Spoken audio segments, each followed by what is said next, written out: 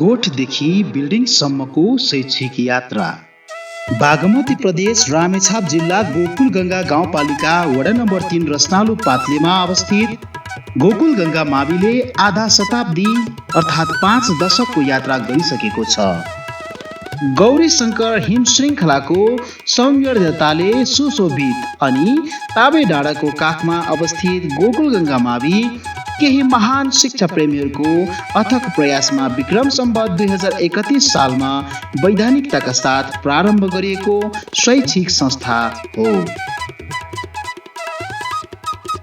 यो विद्यालय विक्रम सम्वत 2015 सालतिर विभिन्न फरक स्थानमा रसनालुको दमाई डाँडा, रोटे चौर, बुर्केमा खरीपाटी लिएर केही व्यक्तिहरू जम्मा भई अनौपचारिक रूपमा पठन पाठन सञ्चालन गर्दै आएको भन्ने जनश्रुति र दाबी पाइन्छ।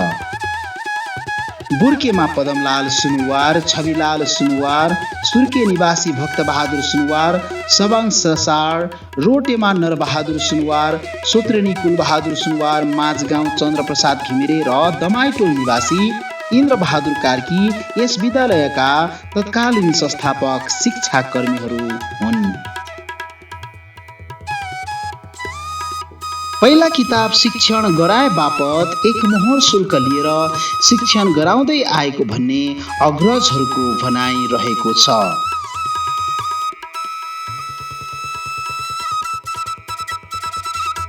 फरक स्थानका समूहहरूलाई एकै ठाउँमा भेला गरी पाठशाला सञ्चालनमा ल्याउने उहाँहरूको निर्णय अनुरूप रसनालु पात्लेमा गोठ बनाई पाठशाला सुरु गरेका थिए। पहिले मोर्चाले हुने नै म हो नि, यो जग्गा पनि मैले जाछु नाम गर्ने। पहिले यो पोखरबास इन्द्रप्रसादसँग त्यो बेला स्कुलै थिएन। यहाँ लिएर केटीहरू अब त्यो बुढी पनि भइसक्यो, मैले यहाँ लिएको नमारी त्यो बेलाको नमारीको पुर्णहरू खड्का लिएर मास्टर गराएर गर्दा पछि कोटा पास भयो। पहिले हुने नै हो। फेरि भुजी डाँडामा सबैलाई केन्द्र पर्ने गरी चिरुवा काठको छाना र हिलो माटोको एक कोठे भवन बनाई पठन पाठन गराउँदै आएको थियो। तर विक्रम सम्वत 2028 साल ताका आएको हुरी बतासले भवन छेद विच्छेद भएपछि पठन पाठन अवरुद्ध हुन पुग्यो। त्यो पात्ले चोक पाठशाला भन्थे, पहिलाको विद्यार्थी चाहिँ हामी नै हौ। यो ताबेमा चाहिँ ठिउरेको फलेक चिर्नु लाएर फलेक काठ फलेकको चाहिँ छानो बनाएको मन सारेर छानो छाएको। पछि हावाहुरी आएर चाहिँ हावाहुरीले उडायो। सुरुमा तत्कालीन मुखिया चन्द्रबहादुर सुनवारले चरीकोट अड्डामा गई रसनालु पात्लेमा पाठशाला खोल्ने स्वीकृति लिई पात्ले पाठशाला भनी नामाकरण पाएको हो। विगतदेखि नै यो स्कुल विशेष गरेर चन्दा दिनु हुने अभिभावकबाट नै सुरु गरिएको हो। यहाँ भूपू प्रधान पञ्च चन्द्रबहादुर सुनवारले जग्गा दान गर्नुभएको छ विद्यालयको लागि। पहिलोचोटि 9 रोपनी, त्यस पछाडि 3 रोपनी। अनि यो मावि र उच्च मावि चलाउनको निमित्त यहाँ धेरै सहयोगीहरूले चन्दा दान गर्नुभएको छ, रकम अर्थात् रकम प्रदान गर्नुभएको छ र यो रकम यही विद्यालयको लागि खर्च गरिएको छ। पहिला हामी उच्च मावि चलाउने बेलामा हामीसँग निजस्रोत शिक्षक पाल्नुपर्ने अवस्था हुँदो रहेछ त्यो बेला। अनि सबै विषयका निजस्रोतका शिक्षकहरूलाई पनि त्यही चन्दा सङ्कलनबाट चाहिँ नै तलब भत्ता दिएर सञ्चालन गरियो। र अहिले चाहिँ माविका लागि 4वटा राहत दरबन्दी छन्, उच्च माविका लागि 2टा छन्, प्राविका लागि 5वटा छन्, निमाविका लागि 2टा दरबन्दी र 1 राहत दरबन्दी छ। यसरी नै प्रक्रिया अगाडि बढिरहेको छ। यस विद्यालयका संस्थापक शिक्षक रामेछाप जिल्ला गोकुलगंगा 5 नामारीका स्वर्गीय श्री पूर्णबहादुर खड्कालाई राखिएको थियो। विक्रम सम्वत 2028 सालमा नयाँ शिक्षा ऐन लागू भएपछि विक्रम सम्वत 31 साल फागुन 15 गते कक्षा 3 सम्मको पढाइ हुने गरी अनौपचारिकता पाएको यो विद्यालयको नाम खिम्ती खोलाको पौराणिक नाम गोकुल गङ्गालाई आधार बनाई गोकुल गङ्गा नामाकरण गरिएको हो।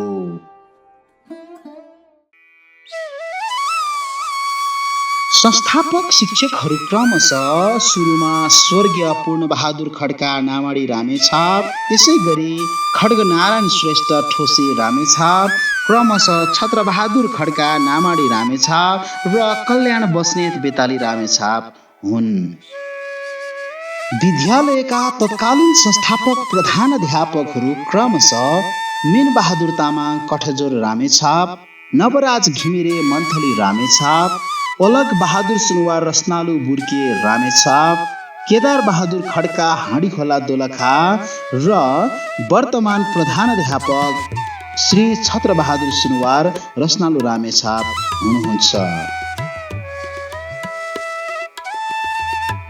लामो समयसम्म प्रधानाध्यापकको नेतृत्व वहन गर्दै आउनुभएका वर्तमान प्रधानाध्यापक श्री छत्रबहादुर सुनवारले यस विद्यालयको कार्यभार सम्हाल्दै आउनुभएको छ। मैले 2049 साल वैशाख 1 गतेदेखि यो विद्यालयमा चाहिँ सर भएर आएँ म। त्यसपछि मैले विद्यालयमा पठन पाठन गर्ने अवसर पनि पाएँ र म प्रहको रूपमा पनि काम गर्दै आएँ। यो विद्यालयलाई चन्दा उठाएर हामीले चाहिँ नि 56 सालमा अभिभावकबाट चन्दा उठाएर हामीले छात्र सञ्चालन गऱ्यौँ। तत्कालीन विद्यालयका व्यवस्थापन समिति क्रमशः 2031 सालमा श्री चन्द्रबहादुर सुनवार पातले, खड्गबहादुर सुनवार बुर्के, कमल प्रकाश सुनवार दार्खा, रेगन सुनवार पातले, शिखर बहादुर सुनवार विजयटार रत्नालु, टेक बहादुर सुनवार बुर्के, यम बहादुर कार्की छेत्री गाउँ रत्नालु र वर्तमान अध्यक्ष श्री हरिबहादुर सुनवार सोत्रेनी हुनुहुन्छ। विद्यालय 50औं वर्षमा पुग्दा 13 जना शिक्षक, 7 जना शिक्षिका र 2 कर्मचारी कार्यरत छन्। मेरो अनुभवमा त पहिला म यो विद्यालयमा प्रवेश गर्दाखेरि अब यस्तो किसिमको वातावरण थिएन। एकजना शिक्षकले अब 2-3 कक्षासम्म एउटा पिरियडमा सञ्चालन मैले आफूले नै गरेको हो। त्यस समयलाई मध्यनजर गर्दा अहिले धेरै परिवर्तन भएर आएको छ। अब भवनदेखि लिएर पढाइको सिलसिलादेखि लिएर शिक्षक दरबन्दीदेखि लिएर हैन, अब प्रविधिमा पनि विकास हुँदै आएको छ र त्यो अवस्थालाई मध्यनजर गर्दा अहिलेको स्वर्ण जयन्तीसम्म यही विद्यालयमा बसेर मनाउन पाउँदाखेरि मलाई चाहिँ मनदेखि नै अत्यन्त खुसी र हर्ष लागेको छ। यसको पठन पाठनको हिसाबमा हेर्ने भने त विगतदेखि नै लिएर आउँदाखेरि धेरै जटिल परिस्थितिमा गुज्रिएको हो। पहिला दर्ता नभएर 21 सालमै गरेको छ, तर दर्ता चाहिँ 31 सालमा आएर भएछ र 31 सालमा दर्ता भइसकेपछि अनि बिस्तारै क्रमिक रूपमा प्राविबाट निमावि र 2057 सालमा चाहिँ पहिलोचोटि एसएलसी निमावि भयो। पहिला साह्रै यहाँ विकट ठाउँको यो, यहाँ व्यवस्था पनि राम्रो थिएन त्यो बेला। एउटा कम्तीमा बुढापाकाहरूले बालबालिकालाई शिक्षा दिने हिसाबले खोल्नुभयो र धेरै यहाँ शिक्षक पाउन ओर्न पनि निकै कठिन अवस्था थियो, बाहिरबाट खोजेर ल्याउनु पर्थ्यो। यस विद्यालयमा अध्ययन गर्दै गर्दै गएर अहिले +2 सम्म सञ्चालन भएको छ। विद्यालयलाई विभिन्न सङ्घ संस्थाद्वारा भौतिक पूर्वाधार समेत सहयोग गर्दै आइरहेको छ। गोर्खा वेलफेयर स्किम GWS मार्फत 6 कोठे भवन, फर्निचर, विज्ञान प्रयोगात्मक सामग्रीहरू, छात्र शौचालय प्रदान गरेको छ भने CDS संस्थाले विद्यालयको निम्ति तार जालीको घेराबार उपलब्ध गराएको छ। फ्रान्स नेपाल, मावि, निमावि एवं ECD शिक्षकको दरबन्दी समेत सहयोग गर्दै आएको छ। भूकम्प प्रतिरोधी 2वटा पक्की भवन र डेस्क बेन्च छात्रवृत्ति चोइस नेपालले उपलब्ध गराएको छ भने सेतो गुराँस संस्थाले ECD कक्षा कोठा व्यवस्थापन, शैक्षिक सामग्री, बाल उखानको व्यवस्थापन तथा सहयोग गर्दै आएको छ। सफा तथा शुद्ध खानेपानीको लागि फिल्टर, स्वास्थ्य सामग्री, विद्यार्थी स्वास्थ्य परिवर्तन गरी ग्रिन तारा संस्थाले सहयोग पुर्याएको छ। रेस्ट संस्थाले शैक्षिक सामग्री, छात्रवृत्ति उपलब्ध गराउँदै आएको छ। विद्यालय इन्सेन्टर तथा छात्रहरूको लागि पक्की टोयलेट भवन पनि निर्माण गरी सहयोग पुर्याउँदै आएको छ।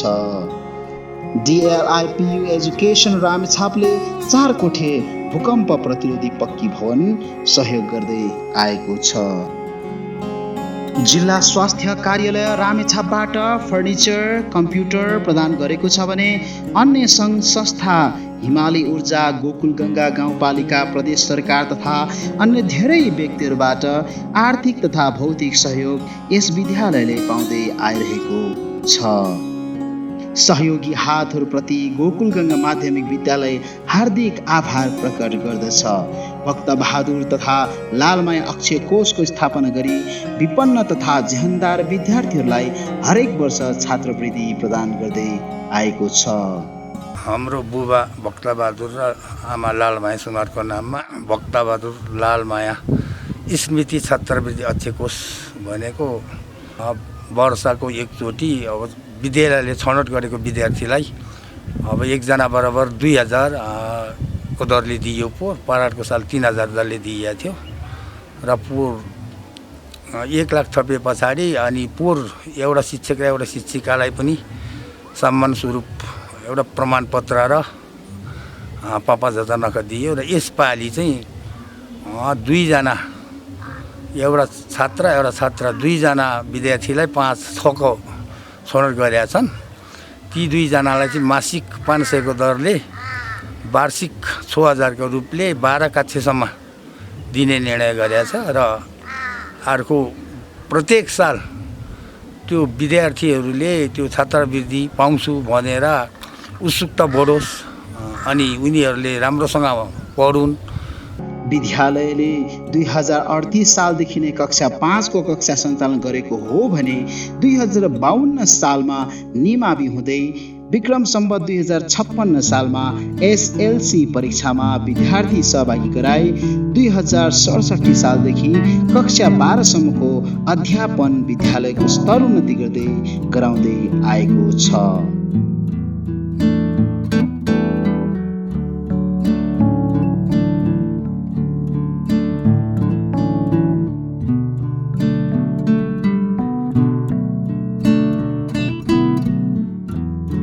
हाम्रो चाहिँ यो चाहिँ शिक्षक स्टाफ रुम। हामी यहाँ अब हाजिर कपी हाम्रो यो हुन्छ, हामीबाट हाजिर कपी लाग्छ, हाजिर गर्ने काम हुन्छ। अनि हाम्रो खाली घन्टीमा यहाँ बसेर विषयवस्तु तयारी गर्ने, लेसन प्लान बनाउने हरेक कामहरू हामी यो रुममा बसेर गर्छौँ। हाल विद्यालयमा आधुनिक प्रविधिका स्टाफ हाजिर रेकर्डको व्यवस्था छ। विद्यालयमा प्रशासनिक कक्ष, शिक्षक स्टाफ कक्ष, लेखा फाँट, परीक्षा फाँट, स्त्री कक्षा, बाल उद्यान, विद्यालय आँगनमा सरस्वती मन्दिर, आकर्षक प्रवेशद्वार, मोटरसाइकल पार्किङ, सूचना पार्टी, करिब 200 जना अटाउने क्षमता भएको अभिभावक अन्तर्क्रिया सभाहल, छात्र छात्राको लागि छुट्टै भलिबल खेल मैदान, फुटबल खेल मैदान, लाइब्रेरी, चमेना गृह, ICT ल्याब, विज्ञान प्रयोगशालाको पनि व्यवस्था छ। विद्यालयमा विद्यार्थी क्षमता र मनोबल विकासमुखी कार्यक्रमहरू, हाजिरी जवाब प्रतियोगिता, वक्तित्व कला, नाचगान तथा खेलकुद, हरेक शुक्रबार प्रतिभा प्रदर्शन, सांस्कृतिक कार्यक्रम एवं अतिरिक्त क्रियाकलापहरू पनि हुने गर्दछन्।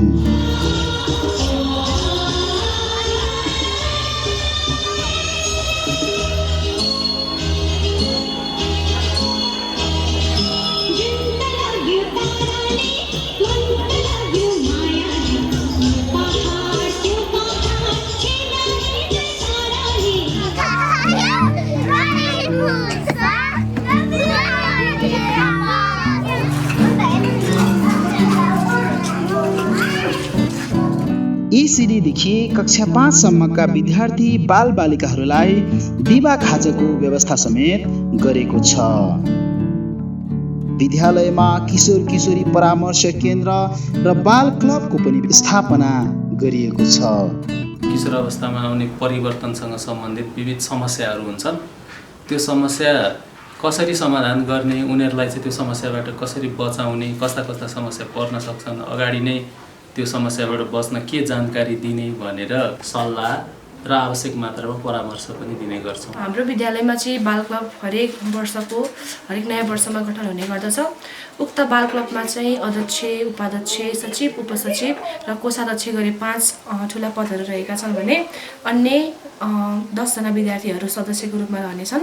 र हाम्रो विद्यालयमा भएका बाल क्लबहरूले विद्यार्थीका हरेक समस्याहरूको समाधान गर्दछन्। साथै कुनै पनि विद्यालयमा प्रोग्रामहरू आउँदाखेरि विद्यालयलाई साथ दिने, डेकोरेसनमा साथ दिने लगायत अन्य कामहरूमा पनि सहयोग गर्दै आएका छन्। बाल क्लबले विद्यार्थीहरूलाई निर्देशन दिएर सही बाटोमा हिँड्न पनि उत्प्रेरित गर्दछन्। विद्यालय rural health and education service trust rest संस्थाले सक्रिय रूपमा काम गर्दै आइरहेको छ। रेस्ट संस्थाले चाहिँ गोकुल गङ्गा माविलाई शैक्षिक सामग्रीदेखि लगेर जस्तै कापी, कलम, अनि pencil, eraser, geometry box, bag अनि स्कुल ड्रेस, विद्यालयको पोसाकहरू पनि जस्तै स्वेटर अनि सर्ट अनि प्यान्टहरू दिएर चाहिँ सहयोग गरेको छ। गोकुल गङ्गा माविबाट दीक्षान्तित विद्यार्थीहरू विभिन्न तह र स्तरमा पुगेर सरकारी, गैर सरकारी, राष्ट्रिय तथा अन्तर्राष्ट्रिय क्षेत्रमा काम गरिरहेको देख्दा विद्यालय अति नै गर्वान्वित महसुस गरेको छ। यो विद्यालयबाट उत्पादन गर्ने विद्यार्थीहरूमध्ये एकजना विद्यार्थी यस विद्यालयबाट एसएलसी दिँदा 72% लिएर एसएलसीमा उत्तीर्ण गरेको विद्यार्थी अहिले उहाँ चाहिँ जिल्ला वन कार्यालयको उहाँ चाहिँ अधिकृत हुनुभएको छ र उहाँले चाहिँ छात्रवृत्तिमा नाम निकालेर फेरि उहाँले क्यानाडामा पढ्न जानुभएको छ। त्योसँग हामीलाई थाहा छ। र त्यसपछि धेरै निकायहरूमा उहाँहरू अब जबमा पनि सिफ्ट हुनुभएको छ धेरै। र कतिपय विद्यार्थीहरू अङ्क पनि भएर जानुभएको छ। कतिपय शिक्षित भएर अब खाडी मुलुकतिर पनि काम गर्न जानुभएको छ। र अहिले उहाँहरू डिग्री पास गर्ने त अब अलिकति धेरै नै भइसकेका छन् यहाँ। त्यसो भएको हुनाले यो विद्यालयले चाहिँ नि अब अझै पनि परिपूरक हुन सक्दैन। यो निरन्तर बढिरहने प्रक्रिया हुनाले गर्दाखेरि आउँदा दिनहरू पनि यसले राम्रै खालको दक्ष विद्यार्थी उत्पादन गर्न सफल हुनेछ भन्ने म आशा गर्दछु। मूलत अहिले 50औं को दशक हिँडिरहेको खुसियालीमा 15 फागुन 2080मा स्वर्ण जयन्ती समारोह समेत सभ्य र भव्य रूपमा मनाउन सफल भएको छ।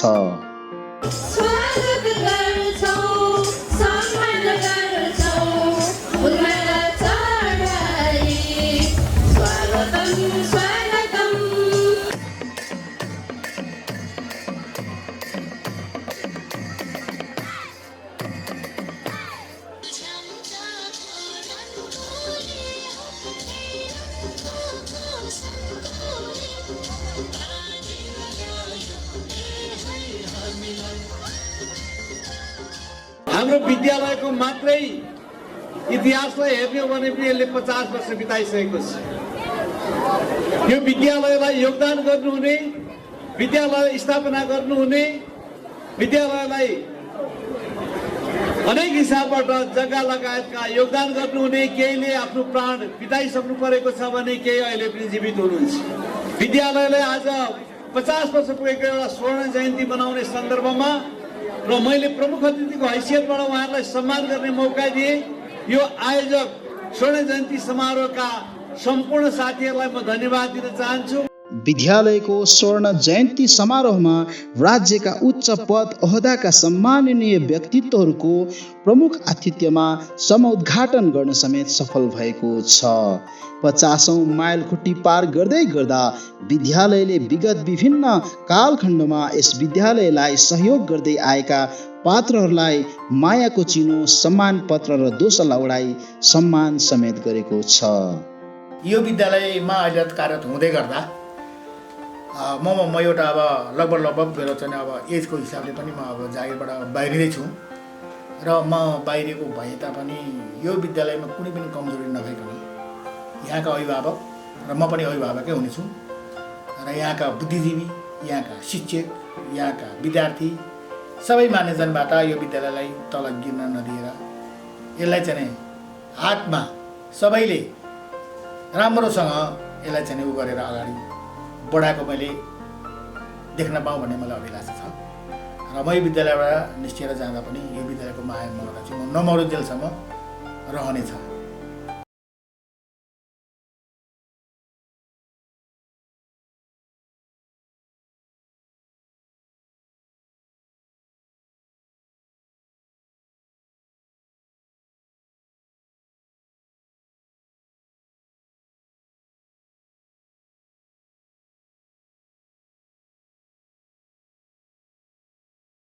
त्यही भएर केही कमी कमजोरीलाई चाहिँ हामीले भरिभराउ गर्दै अब धेरै दिन नसके नि यो सानो उपहार चाहिँ हामीले अब स्कुललाई दिने भनेको छौँ।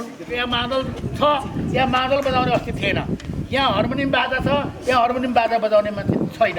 त्यसो भएको हुनाले यी चिजहरू सधैँभरि यो गीता प्रकाश भाइ